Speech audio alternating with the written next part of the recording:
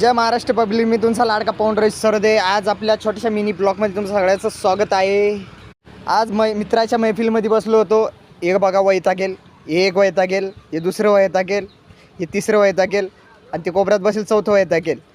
आम्ही काही काम नव्हतं म्हणून आम्ही वैतागेल बसेल होतो. हे एक वैतागेल, ते दुसरं वैतागेल, ही नाजूक, हे मी एक वैतागेल.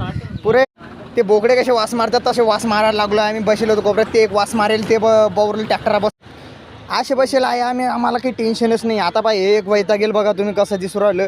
याला असं वाटतं की एक पुऱ्या गावाचं टेन्शन याच्यावरच आलं आणि जिंदगी इतकी झंड होऊन गेली त्यांची, काय सांगा तुम्हाला. वैतागेल एक तर 6 महिन्यापासूनच बसेल, ते मागं बसेल. याचं तर काही खरं नाही आहे. काळं ठेव तू याच्या जिंदगीवर, काय टेन्शन याला. बोकड्या धागा बसला, भागाभाग वास मारला आहे. आणि तुम्हाला एक घरी गोष्ट सांगू, आम्ही सगळे वैतागेल काहून बसेल आहे, कारण की आम्ही एकानं बी आंघोळ करेल नाही. आज आम्ही 6 जणांना बी आंघोळ केलेली नाही आहे. तुम्ही बघू शकता.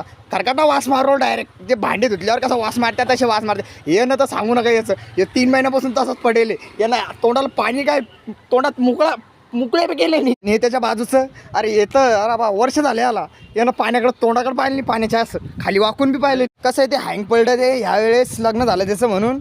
कसं आहे पण ते वैतागून बसलं तेव्हा कसं किती भयान वैतागून बसलं. तुम्हाला आपला मिनी ब्लॉग आवडला असेल तर लाईक आणि सबस्क्राईब गपागप ठोकून द्या. टेन्शन घ्यायचंच नाही.